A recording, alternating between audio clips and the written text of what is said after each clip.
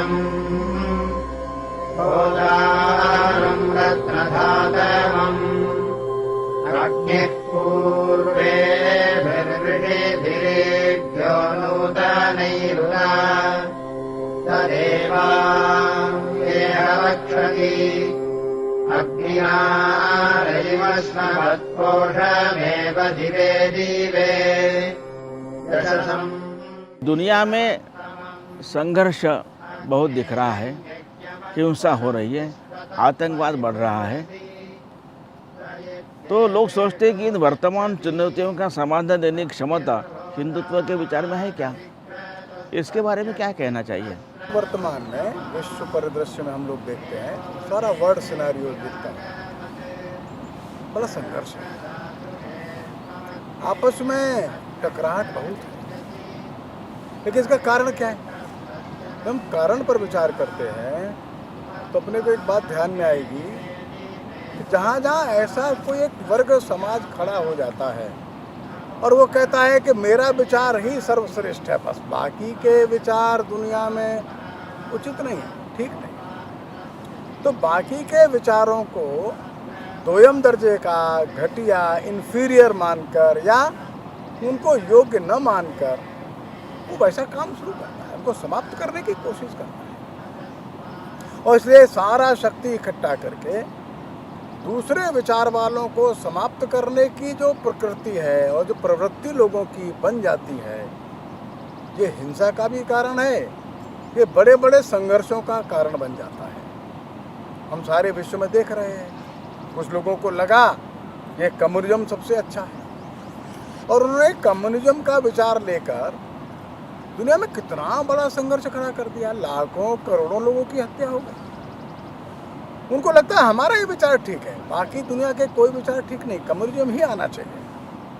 वहीं इस अभी हम देख रहे हैं कि कुछ लोगों का मत है कि जो IS वाले हैं कि नहीं, इस्लाम ही सबसे अच्छा है दुनिया में, हम इस्लाम को ला करके रहेंगे।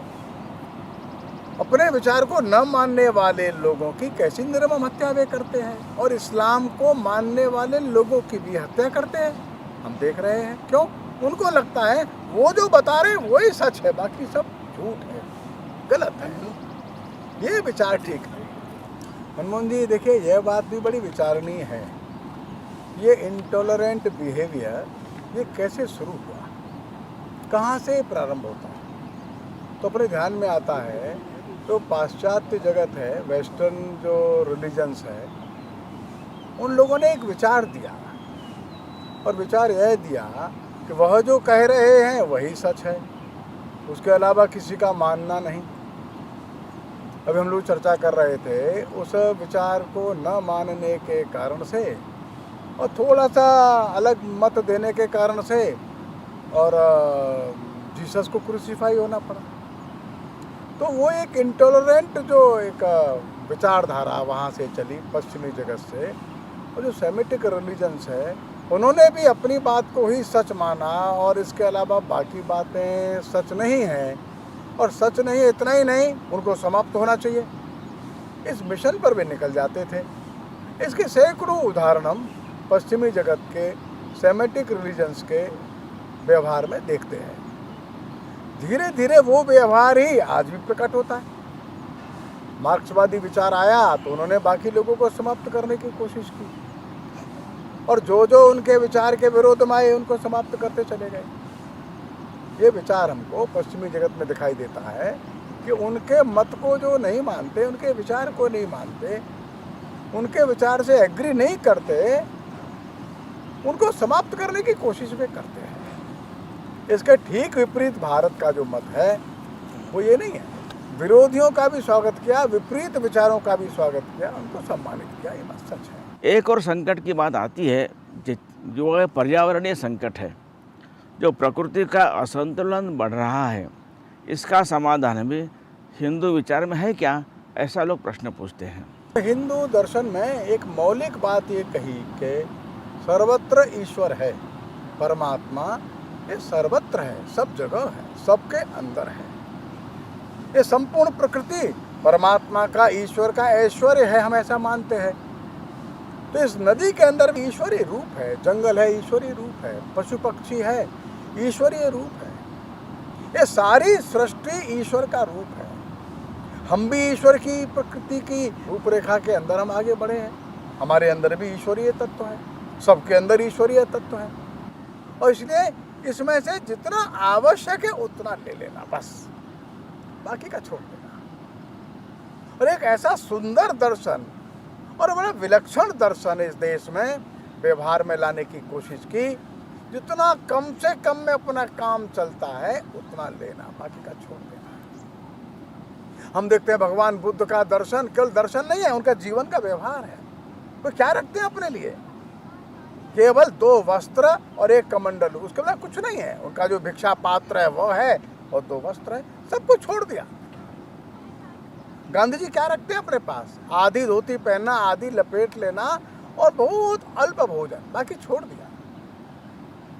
अर्थात तेन त्यक्तेन भुंजी था, जो अपने पास है उसमें से त्याग कर दो, बहुत छोटा बचता है उसका उपभोग करो। एक बहुत सुंदर मेरे को एक उदाहरण ध्यान में आ रहा है।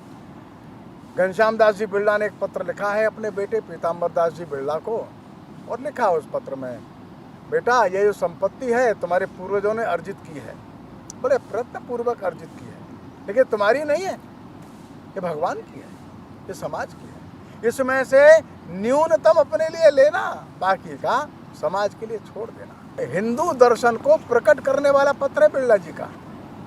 अर्थात हमारे पास जो है इसमें से अपने लिए न्यूनतम लेना, बाकी का छोड़ देना, समाज के लिए छोड़ देना। ऐसा जब चिंतन चलता है तो प्रकृति में से हम लोग अपने लिए जो अति आवश्यक उतना लेते हैं, बाकी छोड़ देते हैं। ये जो संकट खड़ा हुआ है, प्रकृति में से अधिक ले लो, प्रकृति को एक्सप्लॉइट करो, एक्सटॉर्ट करो, प्रकृति को निचोड़ करके रख दो, ये भारतीय दर्शन नहीं है। इसलिए ये तो विपरीत विचार है। एक और भारतीय दर्शन कहता है कम से कम अपने लिए, बाकी समाज के लिए, प्रकृति के लिए, भगवान के लिए छोड़ दो। पाश्चात्य दर्शन, पाश्चात्य विचार कहता है ये सारी सृष्टि प्रकृति हमारी है, हम जितना मैक्सिमम इसका उपयोग कर सकते हैं, मैक्सिमम कंजम्पशन कर सकते हैं, और इसके कारण से आज संकट खड़ा हो गया। ये सारी पृथ्वी सारे लोगों का आवश्यकता का भरण पोषण तो कर सकती है, लेकिन एक भी व्यक्ति की जो ग्रीड है, उसकी जो महत्वाकांक्षा है, उसको पूरा नहीं कर सकती। और इसलिए इस सृष्टि में, प्रकृति में, वातावरण में अगर कोई हमको सामंजस्य बिठाना है, मनुष्यों की आवश्यकताएं भी पूरी हों और ये सृष्टि और प्रकृति भी अपने अच्छे सुंदर स्वरूप के साथ बनी रहे, तो हिंदू दर्शन उसके लिए ठीक मार्गदर्शक के रूप में आज भी शाश्वत रूप में खड़ा है, व्यवहारिक रूप में खड़ा है।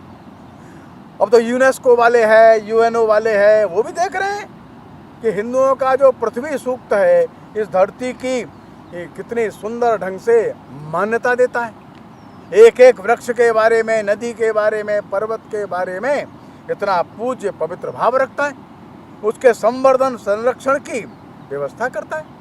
हमारे वैदिक ऋषियों ने जो दर्शन दिया, हिंदू समाज अभी भी उसको लेकर के चल रहा है। इसलिए मेरा मानना है वर्तमान का जो संकट है पर्यावरण का, जो अधिकतम कंजम्पशन वाले लोगों ने पैदा किया है, और अगर हम लोग आवश्यकता के अनुसार उपभोग इस नीति पर चले और अपने लिए न्यूनतम उपयोग, बाकी का और लोगों के लिए छोड़ देने वाला दर्शन अपनाते रहे, तो ये पृथ्वी का संकट, वातावरण का संकट दूर हो जाएगा। जो अपने हिंदू ऋषियों ने कहा, माता भूमि पुत्रो अहम पृथिव्याः, अर्थात इसका भाव ऐसा है, जन्म तुमने कहीं भी लिया होगा, लेकिन मैं पुत्रो अहम पृथिव्याः, सारी पृथ्वी का बेटा हूं मैं। अपने आप को सारी पृथ्वी का बेटा मानना, ये पुत्र होने की दीक्षा बड़ी गहरी है। पुत्र होने का भाव कि इतना सम्मान पैदा कर देता है संपूर्ण प्रकृति, धरती, पृथ्वी के प्रति, उसके प्रति श्रद्धा से विनत हो जाता है। और इसे जरा भी पृथ्वी में ठोकर मारने में इसको अच्छा नहीं लगता। अपने लिए मकान बनाता है तो भूमि का पूजन करता है, कुआं खोदता है, भूमि का पूजन करता है, कृषक हल चलाता है, धरती का पूजन करता है। ये जो पुत्र होने की दीक्षा, पुत्र होने का भाव, इसने मनुष्य की दृष्टि बदल दी है, भाव बदल दिए। एक एक पर्वत का शिखर मंदिर के रूप में, एक एक नदी माता के रूप में, एक एक पशु और प्रकृति का अवयव हमारे लिए पवित्र हो गया, क्योंकि माता का अंग है ना। एक छोटा सा उदाहरण मैं आपको देता हूँ। भारत की कबड्डी की टीम चाइना गई थी, तो जैसे ही वो एशियन गेम्स में थे और कबड्डी खेलने के लिए आगे बढ़े, भारत की टीम एकदम झुक गई। वहाँ की धरती को नमस्कार करके, सिर से लगा करके वे कबड्डी खेलने के लिए आगे आए। अर्थात वो चाइना की भी भूमि है, उनके लिए उतनी ही पवित्र है जितनी भारत की भूमि को सारी पृथ्वी के हम पुत्र है ना। ये दर्शन छोटा नहीं था, ये दर्शन बड़ा था। इस दर्शन ने हृदय को विशाल किया, भावनाओं को विराट कर दिया और अपने हृदय का आंगन इतना बड़ा कर दिया। वो अमेरिका की धरती है, अफ्रीका की धरती है, वो चाइना की धरती है, मंगोलिया की धरती है। ये धरती माँ स्वरूपा है, इसका प्रत्येक अवयव पवित्र है। उसको संभाल करके, बचा करके रखना, जितना उपयोगी है उतना लेना, बाकी छोड़ देना।